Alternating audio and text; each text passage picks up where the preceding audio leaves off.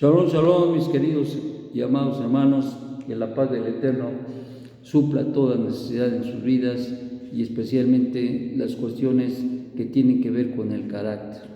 Que el Eterno les ayude y les socorra en todo esto. Amén, amén. Bueno, pues estamos en la parashá de Barim, estamos comenzando el último sefer del ciclo anual de estudio de la Torá. Y es un gozo, es una alegría cada vez que nosotros podemos iniciar un libro, y sobre todo porque cada uno de los libros que el Eterno nos ha permitido ir estudiando nos ha dejado una riqueza extraordinaria.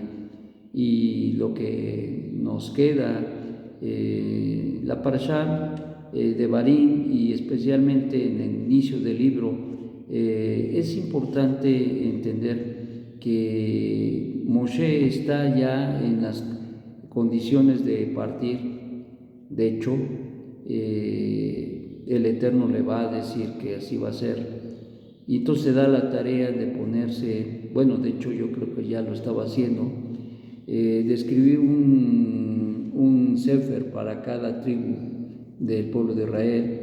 Y este sefer incluía los 5 primeros libros, que era lo que el Eterno le había dado a Moshe.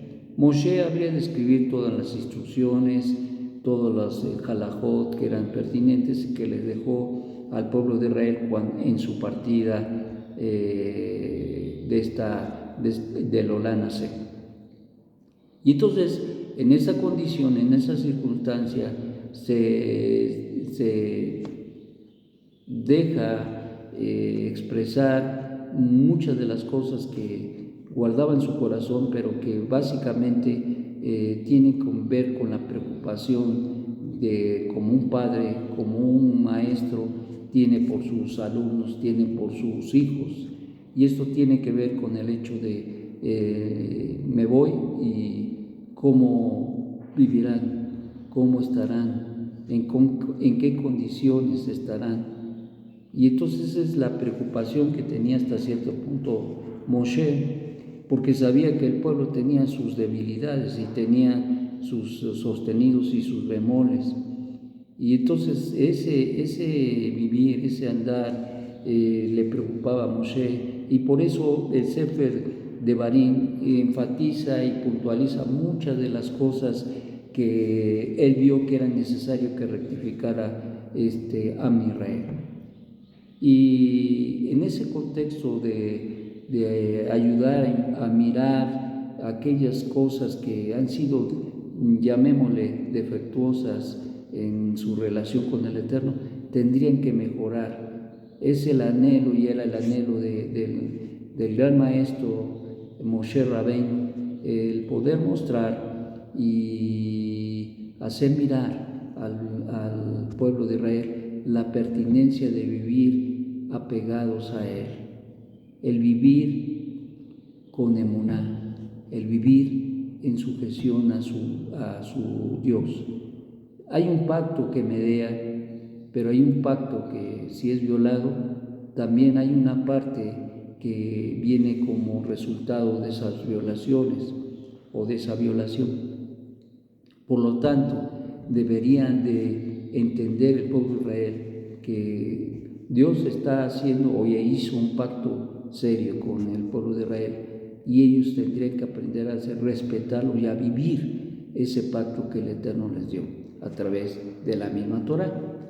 Bien, pues empecemos, vamos a iniciar, y dice así: estas son las palabras que habló Moshe a todo Israel, allende del Jardín, en el desierto, en la estepa frente al mar Rojo, entre Parán, Tofel, Labán, Haserot y Di-Sahab.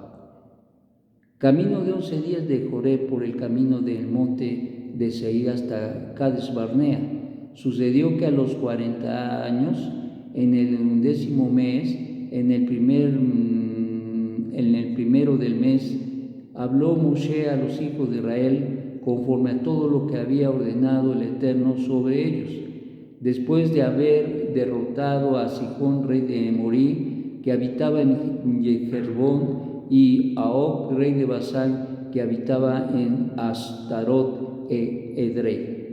En la orilla del Jardín, del lado de la tierra de Moab, comenzó Moshe a explicar esta ley diciendo: el Eterno Dios nuestro nos habló en Joreb diciendo: bástate a ustedes el tiempo a ustedes que han permanecido en este monte.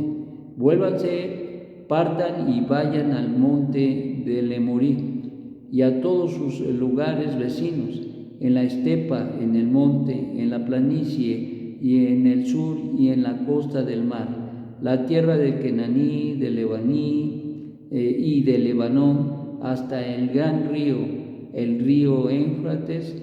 Mira, he entregado delante de ustedes la tierra, entren y hereden la tierra que juró el Eterno a vuestros padres, Abraham, Isaac y Jacob, que daría a ellos y a su descendencia después de ellos. Bueno, número 1, deberían ver la tierra que el Eterno les estaba dando por heredad. Y número 2, deberían de recibir esa tierra y deberían, por lo tanto, consagrar esa tierra en el servicio al Eterno. Y esto era una cosa muy extraordinaria, porque dicen nuestros maestros que al terminar el libro de Bamidbar o Bamidbar, el Eterno había concluido con ese proceso de preparación, de restauración, de pureza hasta cierto punto del pueblo de Israel. Y ahora era necesario que asumieran una nueva etapa, y esa nueva etapa era nada más ni nada menos que la conquista de la tierra. No era fácil, y te voy a decir una de las cosas muy importantes. Esto ilustra el hecho de que el Eterno nos ha dado la promesa del Olam Jabá, es decir, del mundo venidero. Pero para esto nosotros tenemos que empeñarnos en vivir, en esforzarnos, en obedecer, en sujetarnos, en hacer nuestros los mandamientos. Y es como el pueblo de Israel, para poder recibir esta gran bendición, esa gran promesa que en sentido literal pues se refería a la tierra Hajaret Israel, pero en un sentido Sod nos habla también de que era lo sobrenatural, lo extraordinario que el Eterno había preparado a su pueblo, pero también a nivel Resh se refiere a una alusión extraordinaria que el Eterno estaba dando cuando les entregaba la tierra y tenían que luchar por ella. Era una alusión al hecho de que los que perseveren hasta el fin alcanzarán el mundo venidero, que es una de las promesas extraordinarias.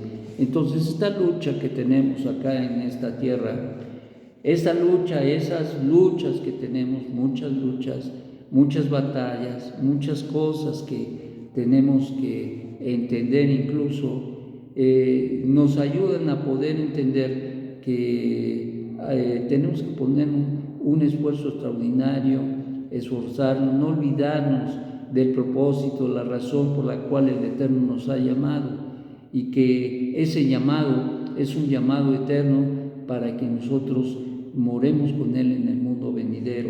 Esto es algo muy importantísimo, porque a veces en el camino se nos olvida, al involucrarnos en el mundo, en los quehaceres diarios del día y de los días y de los años,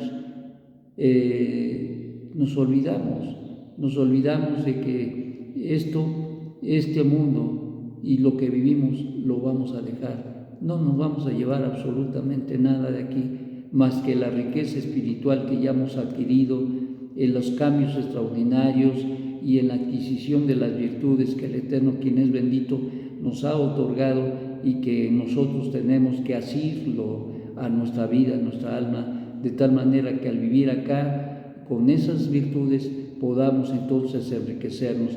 Ese es el punto importante una alusión a la conquista de la tierra, que es también una alusión al hecho de que nosotros tenemos que luchar y perseverar para lograr el propósito del Eterno, que podamos reinar y morar con Él en el mundo venidero. Y eso es algo extraordinario, es una lucha, es una batalla, que no la vamos a librar en otro lado más que aquí y ahora, mientras vivimos, mientras caminamos, mientras comemos, mientras pensamos, mientras trabajamos, mientras hacemos y estemos en este mundo haciendo la voluntad del Eterno. Esa es la gran lucha. Esa es la gran lucha y la gran batalla que nosotros tenemos, y que el pueblo de Israel habría de conquistar la tierra y habría de encontrar mucha oposición, habría de encontrar muchas fuerzas que se oponen a que el pueblo de Israel pudiera conquistar precisamente a Am Israel. Entonces, ¿de qué estamos? Aretz Israel, perdón. Entonces, ¿de qué estamos hablando? Estamos hablando de que el Eterno, quien es bendito, provee la tierra, provee a través de la promesa, y era el tiempo de asumir esa promesa. Habían vagado 40 años y antes a Abraham, a Isaac y a Jacob les había dado como herencia la tierra, pero era una alusión a esa tierra, y por lo cual el pueblo de Israel como nación había de luchar para hacerla suya. Esta es una situación muy importante. Por eso el maestro, el Ribi, nos decía: y el que persevere hasta el fin será salvo. Y entonces, en este sentido, nosotros sabemos que cuando hablamos de salvación estamos hablando no solamente de la condición espiritual, pero cuando habla de ser salvo, habla de adquirir, de tomar, de salir con la victoria entre las manos, el adquirir las bendiciones, las brajot que el Eterno, quien es bendito, le ha provisto al pueblo, y que son parte de las promesas que el Eterno nos ha dado. Hoy tenemos un pacto con el Eterno, y hay muchas cosas que vamos adquiriendo en el camino. ¿Para qué? Para que nuestra vida pueda ser fortalecida en ese camino precisamente, y librar las batallas a fin de lograr alcanzar la meta, el mundo venidero. Entonces, este libro, este Sefer Devarim, es un extraordinario manual que incluso, te voy a decir, que era costumbre del pueblo de Israel especialmente ocupar el Sefer de Devarim. Una de las cosas que sucedía con nuestro Ribi, que era algo común, no porque no se pudiera utilizar todos los 4 libros, sino de alguna manera se dice que es la nueva ley de Devarim, pero no es porque sea cambiado. Sí, se añaden algunas cosas que el Eterno quería que conociera, que supiera el pueblo de Israel, pero básicamente es una réplica de todo lo anterior, un repaso pues de todo lo anterior que el Eterno les había dado como leyes, mandamientos, estatutos y decretos, para que el pueblo de Israel pudiera repasarlos, meditarlos, verlos con un enfoque nuevo, y de esta manera vivir la Dabar. Esto era muy, muy importante, pero este libro o este Sefer de Devarim era en los tiempos de Mashiach, y dentro del uso, de la costumbre de nuestro pueblo judío en Eretz Israel, era ocupar el libro de Devarim para enseñar, instruir al pueblo y para instruirse personalmente. Ese es el que citaba más. Incluso el mismo Yeshua HaMashiach fue el libro que ocupó. La mayoría de los textos de la Escritura vienen de acá, porque los maestros citaban, ocupaban el libro de Devarim. En fin, concluimos diciendo: ¿qué nos deja el libro de Devarim? Un reto, nos deja un repaso, nos deja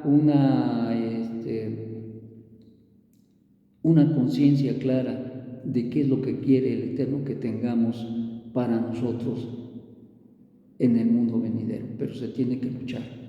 No es levanta las manos, no, sino es esfuérzate y sé valiente. Shalom, shalom.